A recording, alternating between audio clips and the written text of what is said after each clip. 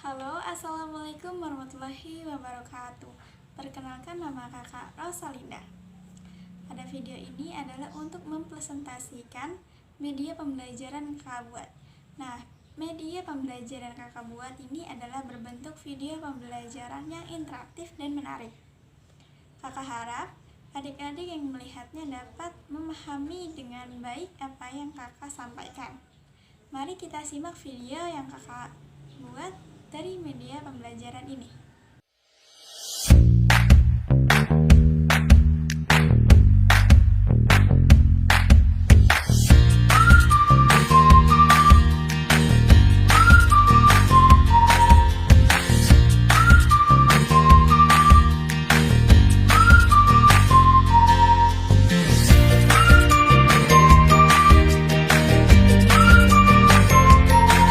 Perkembangbiakan pada tumbuhan terbagi menjadi dua, yaitu generatif. Generatif ini terjadi melalui perkawinan, sedangkan vegetatif terjadi tanpa adanya perkawinan.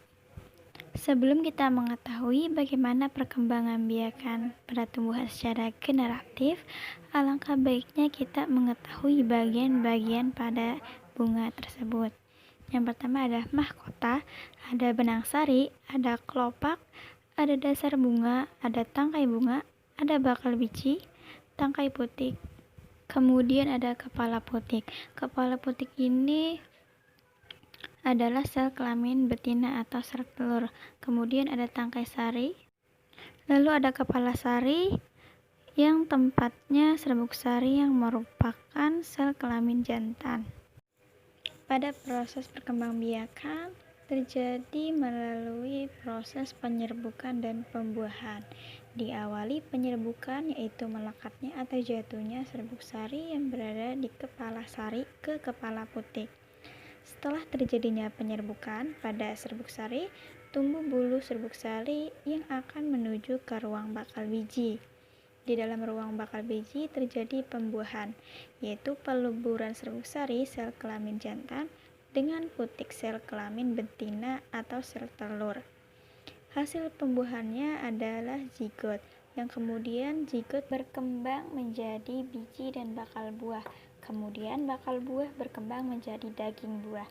Lembaga yang berada di dalam biji merupakan calon tumbuhan baru.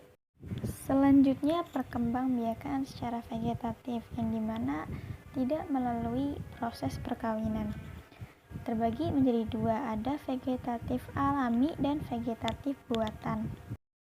Pada vegetatif alami yang pertama itu akar tinggal.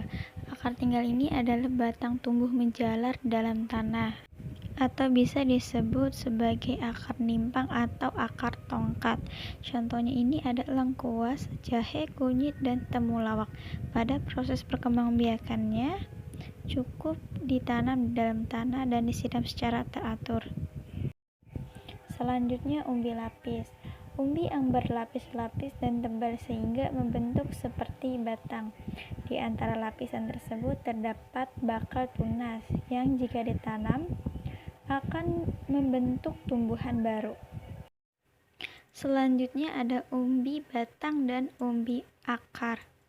Nah, umbi ini sama-sama berfungsi menyimpan makanan. Perkembangan biakannya juga sama, ditanam di dalam tanah yang kemudian akan membentuk tumbuhan baru. Contoh dari umbi batang ini umbi jalar, dan contoh dari umbi akar ini ada wortel, bengkoang, dan singkong. Selanjutnya vegetatif buatan. Yang pertama yaitu cangkok. Cangkok ini yaitu menumbuhkan akar tumbuh dari batang tanaman yang dicangkok. Lewat akar tumbuh dari batang itu bisa mendapatkan tanaman baru. Cangkok ini juga bertujuan untuk memperbanyak tanaman yang dimiliki sifat yang sama dengan induknya. Selanjutnya stek tanaman. Metode ini memperbanyak tanaman dengan menggunakan potong tubuh tanaman dari akar, daun maupun batang. Selanjutnya vegetatif buatan merunduk, atau bisa disebut juga cangkok tanah atau menimbun.